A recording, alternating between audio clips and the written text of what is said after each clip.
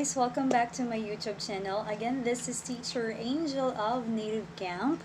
And thank you so much to those nag-subscribe na sa channel ko and to those who are just new in this YouTube channel. Please don't forget to subscribe and hit the notification bell. So, you will be notified whenever I upload new videos. And shout out nga pala sa nagpapa-shout out. Si teacher, di ko kasi alam kung ano yung talagang pangalan niya. So, yung pangalan na ng FB niya, si Teacher JR Ama. Congratulations pala sa iyo, Teach, for having your first student last Saturday. So, sobrang happy ko rin. And congratulations kasi 5 yung first rating mo. So, yun na guys. In this video, I'm going to share to you what are the frequently asked questions or yung mga bagay na hindi ko na-share sa mga previous videos ko. So first, let's start with the sahod or yung salary natin kung kailan ba matatanggap natin. So yung meron kasing we have two cut-offs kasi dito kay Native Camp. So yung sahod natin from 1st to 15th of the month. So that's the first cut-off. So sa cut-off na yan, we will be receiving our salary every 25th of the month. So again, let's say ang sahod natin sa June 1 to June 15, yung earning natin dyan, matatanggap natin on the 25th of June. Yung cut-off naman na June 16 to June 30 or 31st, we will be receiving the salary on the 10th day of the next month. So let's say ngayon is June 22, so yung sahod natin for this cut-off, matatanggap natin next month, July 10. So yun. And then, about naman sa bank, so yung kailangan natin dito kay Native Camp is BPI or kaya PNB. So, and then TIN number also. Kapag wala ka pa nun, hindi mo matatanggap yung sahod mo. Pero may iba kasi ngayon nga, naka-ECQ pa. So, that's why si admin nagpapadala ng sahod sa Palawan. Pero, I guess, pag plano nyo talaga na magtagal dito kay Native Camp, so maganda talaga na mag-open na kayo ng bank account sa BPI or sa PNB. And also, kailan ba natin matatanggap? Let's say, for this cut-off, bago ka pa, then, ngayon mo na-input yung bank account mo or bank details mo. So, expected na for the next sahod, like July 10, matatanggap mo na yung sahod mo. Let's say, ngayon ka nag-start, June 22, pero na-input mo yung bank account mo sa, let's say, July 2, July, or July 1 to July 10, or July 9. So, hindi mo na matatanggap yung sahod mo for this cut-off. Instead, ma-add siya sa earning mo for the next cut-off and matatanggap mo yung sahod mo sa 25th of July. So, yun. So, and then, don't worry naman sa mga walang mga bank account kasi even if you don't have yet your bank account, you can still start teaching here at Native Camp. But yun nga lang, it's hard for you to edit your profile. So, yun about sa sahod natin and sa mga bank na kailangan natin. Next is about sa sudden class. So, yung sudden class actually guys, kasi may nagtanong sa akin na bakit daw na yung mga sudden classes is kahit hindi, let's say 2:30, 2:35 pumapasok, 3:21, 3:23. Kasi sa sudden class kasi guys, anytime pumapasok yung student. So, unlike kasi sa book class, merong particular time talaga like 10, 10:30, 11, 11:30. So, yun yung mga may particular time talaga. Unlike dito kay sudden class na once mag-standby ka, anytime papasok si student. And, of course, you have to open first your slots. Kasi if you don't open your slots, of course, hindi ka pwedeng mag-standby. So, the first thing to do is you have to open slots and then standby kapag gusto mong magkaroon ng sudden class. Kapag, let's say, ayaw mo magturo kasi meron kang lakad na pupuntahan at tumunog na si NC at need ko nang mag-standby. Okay, let's say, meron kang lakad and then wala kang book class pero open yung slots mo. So, okay lang. So, para makasure ka na wala talagang makakabook at hindi ka makaka-penalty, so i-close mo yung mga na-open mong slots. Yun yung kung hindi siya book, kung open lang siya, kung wala nang book. So, kaya, nga yung ibang teachers, parang gusto nilang na sila na magkakaroon lang ng, let's say, sudden classes kasi anytime gusto nilang anytime they can close their slots, let's say, kapag pagod sila, so, pwede nilang ma-close yung slots, hindi sila magturo. So, yun. So, and next is, let's say you have a book class about sa mga absent na mga students. So, of course, you should be on standby 5 minutes before your book class. So, let's say your book class is 3 p.m. and then you should be on standby at 2:55. So, naghintay ka, 2:55, and it's already 3 p.m. and then the student is not yet there in your class. So, maghintay ka lang kasi after 6 minutes, let's say, wala pa rin si student, mag-o-auto not standby yung platform natin. So, meaning, si student niyan is absent na siya. And don't worry kasi paid ka naman niyan. Though, hindi nga lang fully paid na, I mean, like 80 pesos, hindi. Pero, at least, meron pa rin payment. So, diba? So, again, kapag wala si student, let's say absent, magwi-wait ka lang ng 6 minutes, let's say 3 p.m. yung book class ninyo. So, at 3:06, mag-auto not standby yung platform natin. So, wait ka lang. So, and then next to that is yung mga message. So, may tanong na, teacher, kailangan ba talaga mag-send ng message right after the class? No, you can actually send your message like during your vacant time. In my case, yung ginagawa ko, kasi nga, meron ako mga vacant time, like, yung sunod-sunod yung 4 book classes ko, or 5 book classes ko, meron akong 30 minutes na break niyan, or ilang oras. So, dyan ako nagsisend ng mga messages. Meron nga yung iba na naiipon na yung mga messages. Pero in my case kasi, I really try my best na mag-send ng mga messages sa mga students ko. Kaya talagang I spend time writing messages for my students talaga. So yun. Again, okay lang na if you're going to send your messages during your vacant time. Hindi necessary na right after the class. So yun. And guys, try to write messages to your students kasi binabasa rin kasi nila yan. So just like what I told you last time, I had students who booked my classes for the next day because they like my message, parang ganun. So next is for the opening of slots. So may mga nagtatanong like, kasi yung iba, yung siguro yung hindi pa nila alam, ino-open nila like today, mag-open sila today, pero tomorrow close it. Then, the next day, mag-open naman sila. So, better, if you want to have book classes, better to open like 1 week schedule talaga. Like, for 1 week schedule mo, or mag-open ka ng slots from Monday to Sunday, or kaya for 2 weeks. Yung iba nga, for 1 cut-off sila nag-open. Kasi, let's say, magkakaroon ka ng sudden class, and then nagustuhan ni student yung klase ninyo. So, if meron ka mga open slots, so pwedeng magbubook si student. So yun. So yun guys, mas maganda talaga if you are going to open your slots ahead of time.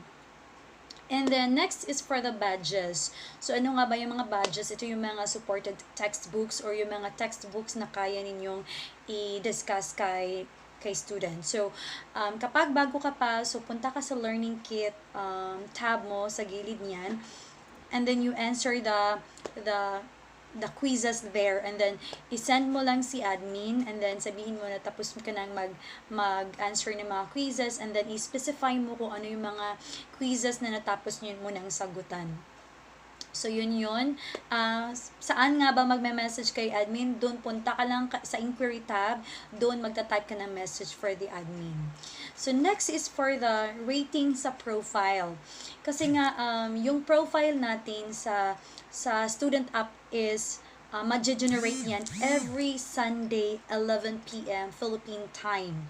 So, let's say, like in my case, last week, yung rating ko was 4.97. But for this week, today, Monday na ngayon, for this week, so yung 4.97 nag-appear siya in my profile for 1 week. So, last night, Sunday, 11 p.m., nag-generate yung new rating. So, yung new rating ko this week is 5. So, meaning yung 5 na yan is magsistay siya sa profile ko for 1 week from Sunday, 11 p.m. to Sunday, 10:59. So, yun yun. So, for the whole week, yan yung magiging rating ko, regardless kung ano yung magiging rating ko sa dashboard na makikita ko sa platform ko. So, ano nga ba yung, ano yung basihan ng 5 rating ko? So, yung 5 rate, kasi now, meron akong nakandak na more than 900 classes in my second month ko na kasi ngayon. So, yung nakandak ko na classes, 900 classes na siya. So, paano nga ba ako nagkaroon ng 5 na rating? So, ibig sabihin yan, yung last 100 classes ko, yung narate nila sa akin, or lahat sila nag-rate sa akin ng 5 stars. So, yun yun. So, again, yung basihan ng ating rating sa profile is last or yung recent na 100 classes mo. So, let's say bago ka pa. So, and then let's say nag-start kang mag-class on Saturday, and then yung first, nagkaroon ka lang ng isang class, and then luckily nagbigay siya ng 5 stars. So, and then pagka Sunday, hindi ka na nag-conduct ng class for the whole day. So, expected na sa 11 p.m. of Sunday, ang mag-a-appear sa profile mo is 5. Kahit isa lang yung na-class mo. So, yun yung mga sinasabi ko sa ibang students, yung mga newbies, let's say, kaka-activate lang ng account nila on Saturday, on Sunday, and then luckily nagkaroon sila ng isa or dalawang classes, and then 5 yung ratings nila. So, ina-advise ko sa kanila na wag muna kayong mag-standby, better, mag-sudden class, better na mag-study muna kayo ng mga textbooks para sure tayo na on Sunday at 11 p.m. talagang 5 yung mag-a-appear sa rating ninyo. Kasi mahirap na, let's say, yung first class mo sa Sunday sa Saturday is 5 yung rating. Then nagkaroon ka ng another class kasi nga hindi mo pa kabisado yung textbooks, and then nagkaroon ka ng another class sa Sunday, and then hindi ka familiar sa book. So, ayun, nabigyan ka ng low rating ni students. So, di ba, ang magiging rating mo sa Sunday is low rating. So, yun yung na-advise ko, no? So, better na wag mo nang mag-standby. Review mo na yung mga textbooks. Para for the next week, 5 yung mag-a-appear sa profile mo. So, expected na marami yung papasok sa sudden class ninyo. At expected na maraming magbubook din sa inyo. Kasi yan yung nangyari kasi sa akin. Kaya, for my first 2 weeks, ang dami kong book class, at until now, meron pa rin ako mga book classes. So, yun guys. And then, again, yung basihan sa profile rating natin is yung last 100 classes. Let's say, yung nakandak mo pa lang is 2 or 5 classes or 20 classes. So, yung average ng 20 classes mo, so yun yung mag-a-appear sa profile natin. And 1 week yan mag-a-appear sa profile natin. Let's say, Sunday, yung profile na nag-appear is 5. Sunday, 11 p.m. 5. And then, sa Monday, nagkaroon ka ng low rating, and then nabago yung rating mo sa dashboard. Don't worry kasi yung nasa profile mo pa rin is 5 pa rin siya. Pero try your best, kasi nga Monday pa, try your best to have more classes pa, kasi para matatabunan yung mga low rating, at para tataas pa yung rating mo. So, you have 1 week to improve your rating. So, yan yung nakaganda dito kay Native Camp, kasi yung rating is just good for 1 week. And then, mag-generate na naman for the next week na naman from your last or recent 100 classes. So, yun guys. And then, next is for the pending payment. So, may iba nagtataka sila kasi tapos na silang nag-conduct ng class, bakit wala pa ring payment na nag-a-appear or earning na nag-a-appear sa dashboard nila? So, you check your payment tab, meron kayo makikita na pending na number of minutes. So, ibig sabihin yan, like pending 26 minutes or 25 minutes. So, ibig sabihin yan, si student hindi nag-rate sa class mo. Like, after the class, hindi siya nag-rate. So, kaya naging pending yan.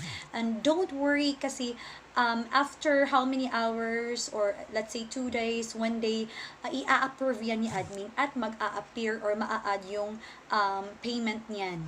So, yun. Next is for free flag. So usually nowadays yung mga newbies, merong 1 week free reservation flag. Ibig sabihin yan, yung students, free yan sila makakapag-book sa inyo kapag may free flag kayo. And then, though free sila makakapag-book sa'yo, pero ikaw, of course, paid ka ni Native Camp. So, yun. And then, actually, may maraming mga promos dito si Native Camp. Like, yung mga newbies, meron silang 1 week free reservation flag. So, for 1 week or for 7 days, yung mga students, free makakabook sa kanila. And then, may iba din, yung mga popular teachers. Just like in my case, I had 2 consecutive Sundays na I was on free reservation. Selected lang kasi yan. Actually, hindi ko talaga matansya kung ano nga ba yung reason kung bakit naging qualified ka na magkaroon ng free reservation every Sunday. Like, last 2 Sundays pa, last 2 Sundays free reservation ako. 2 consecutive Sundays yun. And meaning, ibig sabihin nan, yung mga student na hindi ko pa na student, yung first time, let's say, gusto nilang mag-book sa akin for the first time, pwede yan, for free sila niyan. Pero, yun nga lang, kapag qualified ka niyan, so expected talaga na mga new students yung magiging students mo on that day. Kasi nga, ang allowed lang or pwede lang makakapag-book sa'yo niyan is yung hindi pa talaga nakapag-class sa'yo. So, yung first time pa lang na makapag-class sa'yo. So, free yan sila. So, good thing na sa two consecutive Sundays ko may nabingwit ako ng mga students and naging regular students ko na sila until now. So, yun. And careful lang kasi mahirap kasi pag ganyan. Last time nung nalaman ko na ganyan pala, meron parang ganyan. So, pero ang kinabahan ako kasi nga nalaman ko na rating is life dito kay Native Camp. Kaya afraid ako, like 22 classes ako today and then lahat new students. So, paano magkaroon ng bad connection? Yun yung nangyari sa sa second Sunday first Sunday ko na I was on for reservation. Nagkaroon actually ako ng 4 stars, 2 students na nag-rate sila sa akin ng 4 stars kasi nag-comment pa nga sila sa profile ko na delayed daw yung audio ko. So, yun yung reason kaya nabigyan ako ng 4 stars. And okay lang siguro kung regular student ko, magkaroon ako ng bad connection. Siguro maiintindihan nila yan. Pero kapag kasi new student, siguro hindi nila maintindihan. So, yun, nagkaroon ako ng 4 star rating. So, yun. And again, guys, hindi ko talaga matansya kung ano nga ba yung requirement or ano yung basihan kung bakit mapapabilang ka sa magkakaroon ng free reservation every Sunday. Kasi sa last 2 consecutive Sundays ko, yung natandaan ko, yung rating ko nung first is 4.99. Then pangalawa, 4.98. Yun sa last week, hindi na ako qualified. So, yung rating ko last week is 4.97. So, hindi na ako napabilang. And happy naman ako kasi nga nabook naman lahat ng mga slots ko last Sunday pero mga regular students lahat yon. And then for this week, hindi ako na-qualified for the free reservation sa next Sunday. Yung rating ko is 5. Siguro nasa kay admin na yun kung paano nila piliin yung mga teachers na magkaroon ng free reservation every Sunday.